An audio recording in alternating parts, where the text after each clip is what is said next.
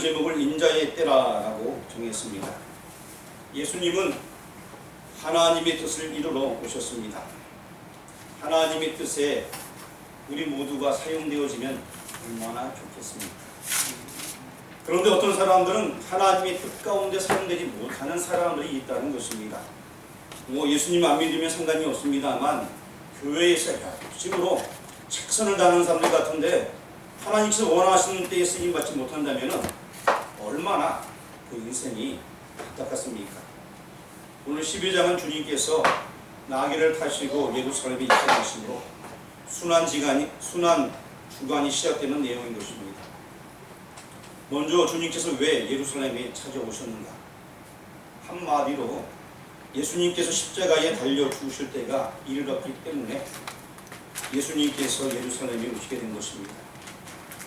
아직까지는 그때가 이르지 아니었다라는 말씀을 여러 번 말씀하셨습니다. 하지만 오늘 본문에서는 그때가 된 것입니다. 주님의 사역은 이 때를 향해 걸어오셨으며 이 때를 위해 준비해 오신 것입니다. 요한복음이 이 때를 얼마나 중요시 여기고 있는지 한번 살펴보려고 합니다. 제가 성경 말씀을 좀 적어놨는데요. 여러분 눈이 크시다면 크게 떠서 앞에 있는 말씀을 보시면서 한번 읽어보도록 하겠습니다. 같이 봉독합니다.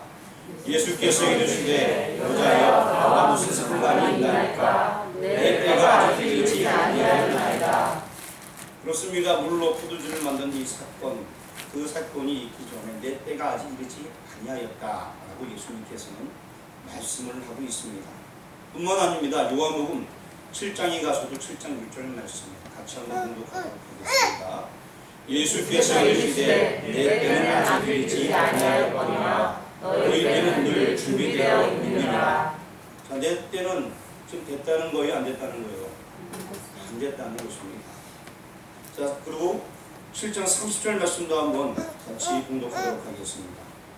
그들이 예수를 잡고자 하니 손을 대는 자가 없으니 이는 그의 때가 아직 이르지 아니하였음이라. 그래서 요한복음에서는 이 때를 얘기하면서 그 때가 이르지 아니했다라고 말씀하고 있습니다. 그리고 요한복음 8장 20절 말씀을 또 같이 한번 봉독하도록 하겠습니다. 이 말씀은 성전에서 가르치실 때에 황금함 앞에서 하셨으나 찾는 사람이 없으니 이는 그의 때가 아직 이르지 아니하였음이로다. 계속해서 이 때에 대해서 말씀하고 있습니다. 오늘 본문을 통하여서 이 때 어느 때인지 한번 생각해보는 시간을 가지려고 합니다. 요한복음 12장에는 참으로 많은 내용들이 나와 있습니다. 근데 오늘은 이 때에 대해서 한번 살펴보려고 합니다. 첫 번째, 주님께서 십자가에 죽으실 때라는 것을 아까 제가 말씀드렸습니다. 오늘 본문 말씀 요한복음 12장 23절 말씀에 예수께서 대답하기를 시되 인자가 영광을 얻을 때가 왔도다 라고 하면서 이제는 때가 되었다 라고 말씀을 해주고 있습니다. 예수님은 이 날을 위해서 이 땅에 오셨습니다. 이 날을 위해서 예루살렘으로 오시게 된 것입니다. 오병이어의 기적 이후 베세다 들녘에서 그 기적 이후에 무슨 말씀하셨냐면은 예수님께서 가이사랴 빌립보 지경에 이르러서 너희는 나를 누구냐 하라고 물었습니다. 그때 이 베드로가 주는 그리스도시요 살아계신 하나님의 아들이니이다. 그 고백을 드린 예수님께서 이제부터 순환 받으실 것을 말씀하게 됩니다. 제자들이 나를 이제 바로 아는구나 한 다음에 순환 예고를 말씀하십니다. 그렇지만 베드로는 이해하지 못하여서 도리어 혼나게 되죠. 그 이후에 예수님께서 계속 순환 예고를 하시면서 그때부터 예루살렘으로 향하여 가시고 계신 것입니다. 그리고 이제 결국에 예루살렘으로 향하여 오셔서 초막절을 지내시고 그리고 또 수전절을 지내시고 나중에 또 요단 동편에서 사역하시다가 마지막 다시 예루살렘으로 입성하신 것 말미암아 종려주일에 이르게 되는 것입니다. 예수님은 이 날을 위해 예루살렘으로 오셨습니다. 6월절 어린 양이 되기 위해서 오셨습니다. 예수님은 당시에 자기 자신이 대속제물이 될 것을 알고 있었습니다. 자신이 죽을 것을 알고 있으면서 오신 것입니다. 예수님께서는요 지금 이 때를 위해서 이 땅에 오셨고 33년의 생애를 살아 오셨습니다. 본래는 하나님의 본체이신 그분께서 우리 죄를 감당하기 위하여서 목수의 아들로 살아간다는 그것도 어쩌면 굉장히 쉬운 일은 아니에요. 평범한 목수의 가정에서 하나님은 모든 만물을 창조하신 분입니다. 그와 함께 하셨던 그분, 예수님의 본체는 원래 하나님이십니다. 하나님이신 그분이 인간의 아들로서 이 땅에 오셔서 생활하는 것은 쉬운 생활이 아닙니다. 하지만 그 모든 생활을 이겨내시고 3년 동안 공생애를 하시고 나서 그리고 마지막 이제 예루살렘에서 십자가에 다니실 그 일을 하기 위해서 지금 예루살렘으로 오시게 된 것입니다. 바로 이때가 이렇게 되었다라는 것이 오늘 본문의 이때라는 것입니다. 두 번째는 장사할 이때는 장사할 날이라는 것입니다. 요한복음 12장 7절 말씀을 앞에 적어놨는데요. 우리 이제 밑에만 보시지 마시고요. 앞에 있는 그 말씀을 한번 같이 한번 읽어보겠습니다. 예수께서 이르시되 그를 가만 두어 나의 장래할 날을 위하여 그것을 간직하게 하라. 자, 장래할 날을 위해서 간직하게 하라. 이 얘기가 그냥 나온 얘기는 아닙니다. 오늘 우리가 12장을 다 읽지 아니해서 무슨 얘기인지 궁금해하실 분들을 위해서 12장 1절부터 7절까지 한번 읽어보려고 합니다. 제가 먼저 읽고 여러분이 한 절 앞에 적어놨습니다. 한 절 한 절 교독하도록 하겠습니다. 6월절 엿새 전에 예수께서 베다니에 이르시니 이곳은 예수께서 죽은 자 가운데서 살리신 나사로가 있는 곳이라. 거기서 예수를 위하여 잔치할세 마르다는 일을 하고 나사로는 예수와 함께 앉은 자 중에 있더라.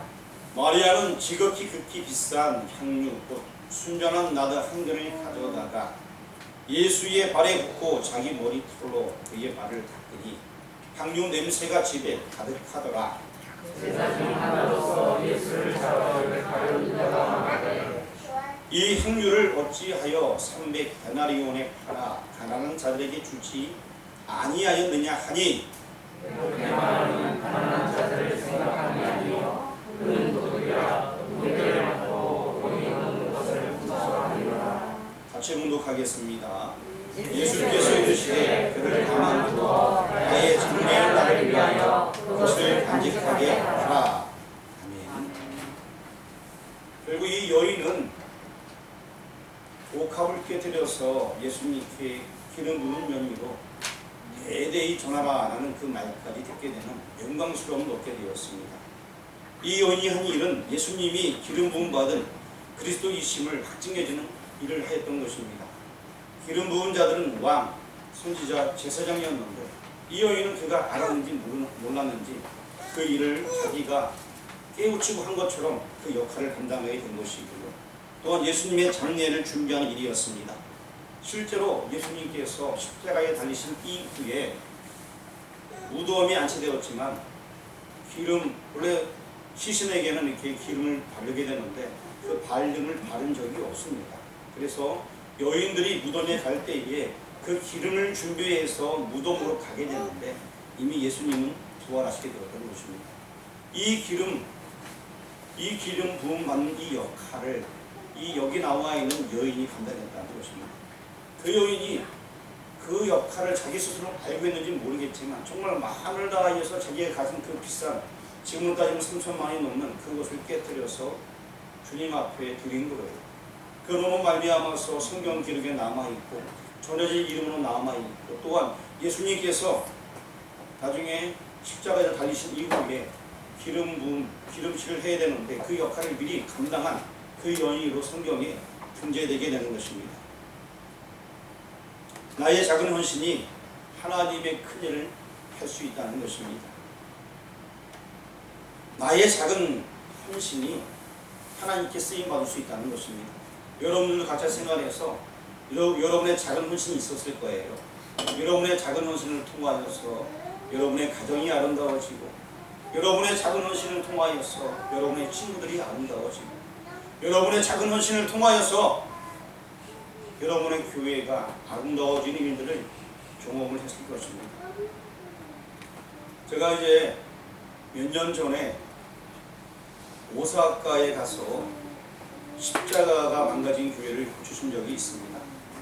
저 혼자 간 것은 아니고 다른 목사님들과 함께 그곳에 가서 십자가 사역을 하게 되었습니다.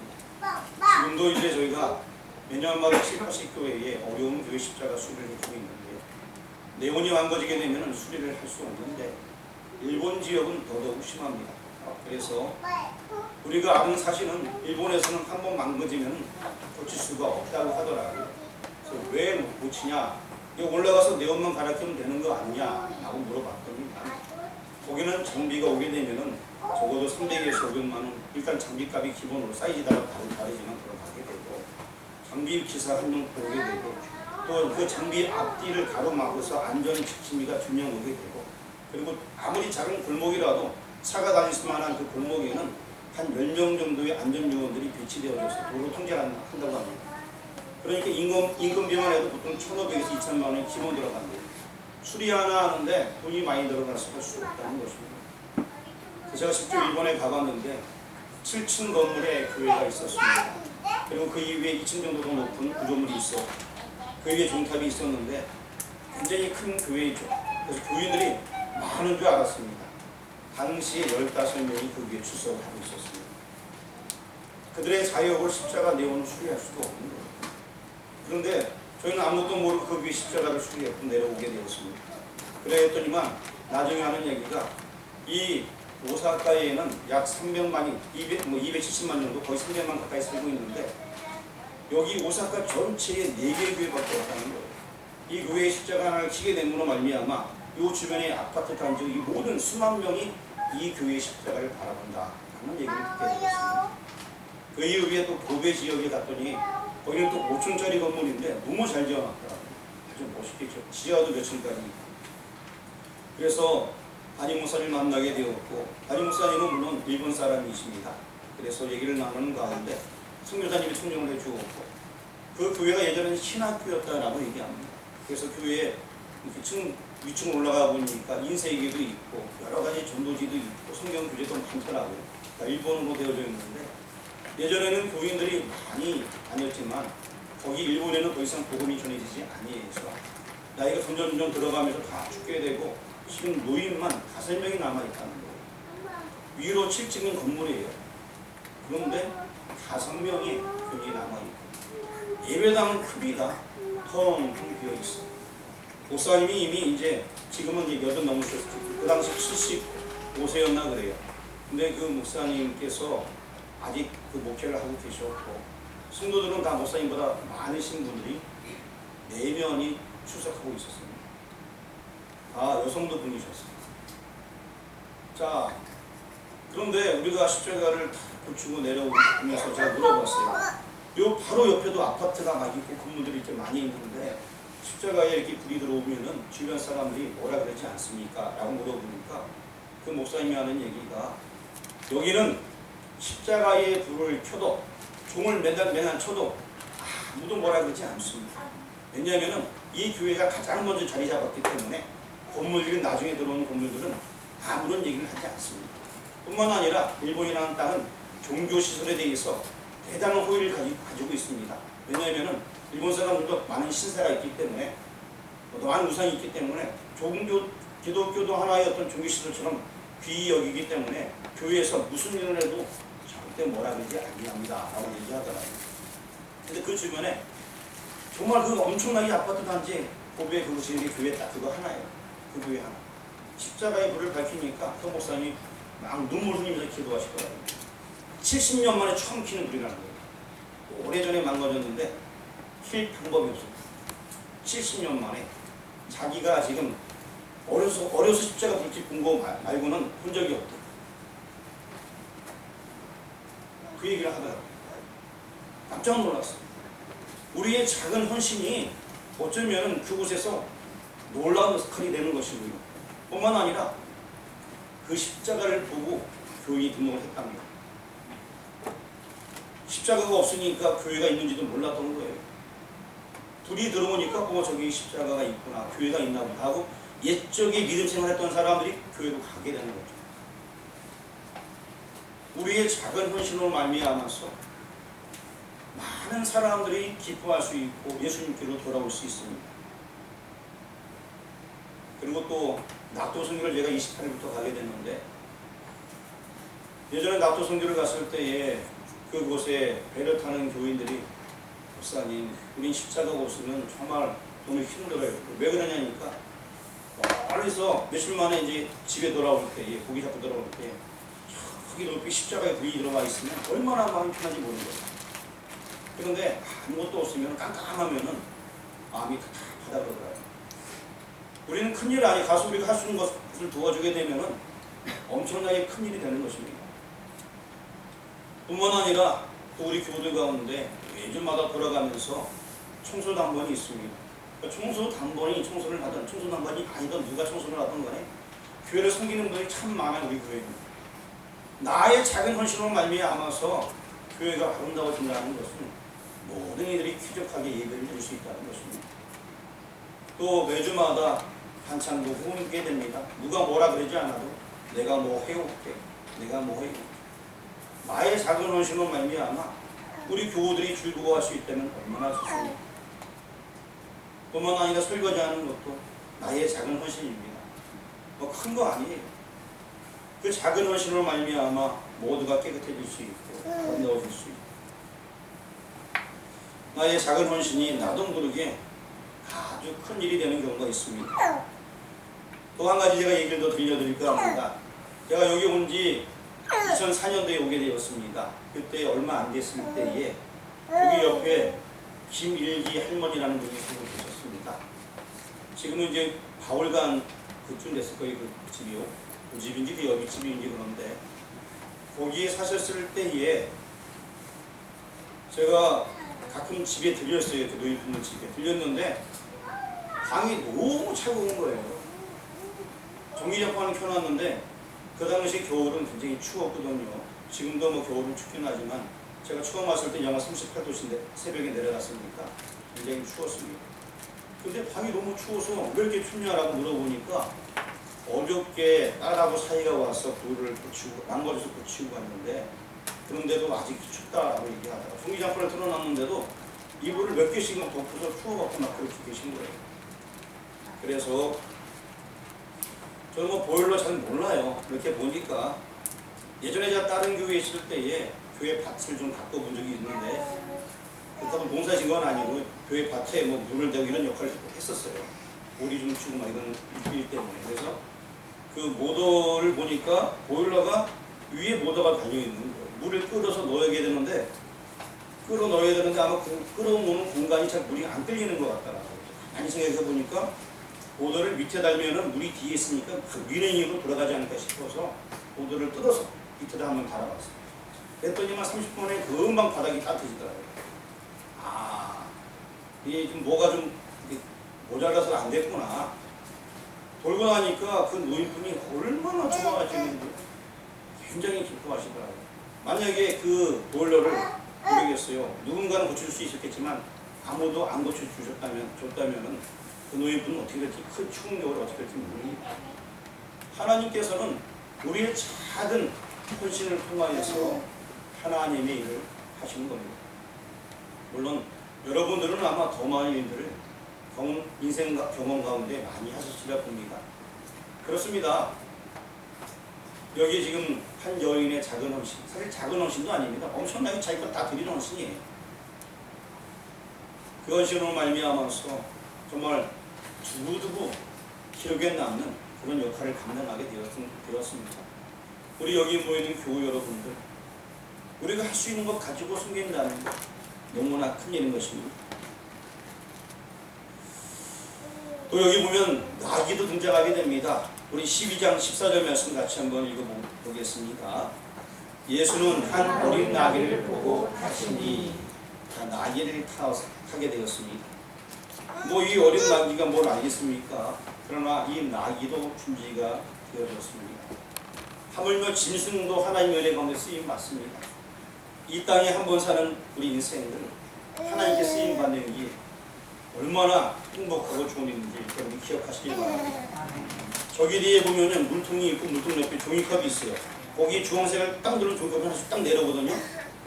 자, 한번 돌아보세요. 한번 고개를 돌려갖고 저기 물통 보이죠? 그 오른쪽에 종이컵이 있어요. 주황색 옆에 누르면 컵이 하나씩 내려와요. 자, 컵이 하나 내려오면 이 컵은 뭐 하는데 쓰임 받는 거예요? 예, 물 먹는데 쓰임 받는 거예요. 일회용 종이컵도 쓰임 받는 거예요, 한 번. 우리의 인생은요, 어떻습니까? 일회용 종이컵도 쓰임 받는데 우리의 인생을 하나님께 쓰임 받아야 되는 거 바탕하는 거 아닙니까? 왜 우리가 하나님의 것입니까?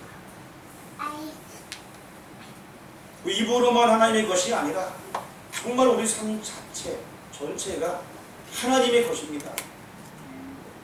똑같은 인생을 살아도 하나님 앞에 쓰임 받느냐 그렇지 아니하느냐 너무나 중요합니다. 교회를 수십 번 다니고 안 빠지고 열심히 다니는데 하나님께 쓰임 한 번도 못 받았다. 이건 뭐 어떻게 할 거예요? 물론 이런 건 있어요. 그래서 쓰임 받아. 일단 오게 되면 자리 채워주면 하나님께 쓰임 맡겨줘. 빈 공간 메꿔주니까.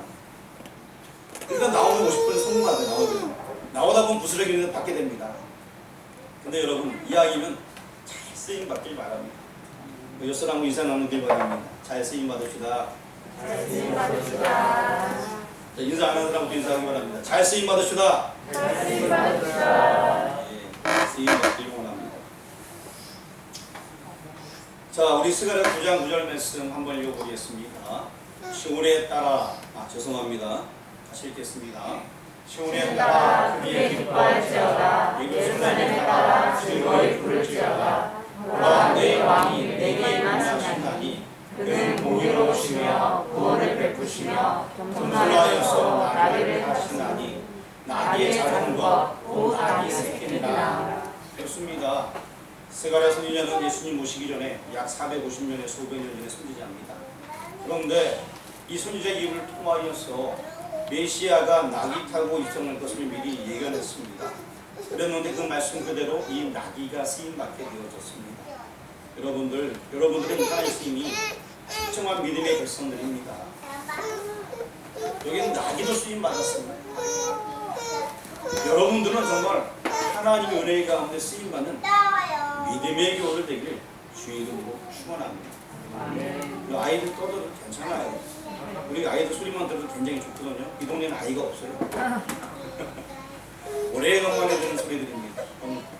즐겁고 기쁘고 좋습니다. 또 저 아이들이 또 미래의 주역이 되기 때문에 우리가 또 아이들 기도해야 될 것 같아요. 아이들부터 어린이까지 모두 다 쓰임받는 주님의 일꾼 되어지길 주의 이름으로 축원합니다. 여러분은 주님의 때에 준비되었는지 지금 주님이 여러분을 사용하길 원합니다. 주님은 말씀합니다. 아무개야 같이 일하자, 같이 전도하자, 복음을 전파하자 말씀하고 있습니다. 네 번째로 우리가 말씀드릴 것은 인자의 때에 준비된 나에 대해서 말씀드리려고 합니다. 주님께서 지금 여러분 부르신다면 여러분 어찌 말하시겠습니까? 하나님 나를 사용하옵소서라고 고백할 수 있습니까? 지금 주님께서 여러분과 함께 일하길 원하고 계십니다. 문영수 집사님, 주님께서는 문영수 안수 집사님과 일하길 원하십니다. 함께 일하시겠습니까? 믿음대로 된 줄 믿습니다. 김현태 장모님, 하나님께서는 장모님과 일하길 원하고 계십니다. 함께 쓰임받길 원하십니까? 우리 같이 기도하겠습니다. 하나님 감사합니다. 인자의 때에 우리 모두가 쓰임받을 수 있도록 인도하여 주옵소서. 주님께서 나를 부르신다면 주님, 내가 주의 뜻 가운데 쓰임받겠습니다. 고백하며 나아가길 원합니다. 주님 앞에 쓰임받는 것은 때로는 어려울 수도 있고 때로는 힘들 수도 있습니다. 사도 바울은 주님 앞에 쓰임받을 때에 환난이 많았고요. 사도 바울은 파도에 이었고 또한 40에 한 번 강한 배도 맞았고 엄청나게 고생했지만 주어진 사명을 기쁨으로 감당했습니다. 이제 우리의 때에 하나님께서 부르신 그때에 우리 모두가 기쁨으로 내게 주어진 사역들을 감당해 나아갈 수 있도록 인도하여 주옵소서. 우리를 구원하신 예수 그리스도의 이름으로 기도합니다. 아멘.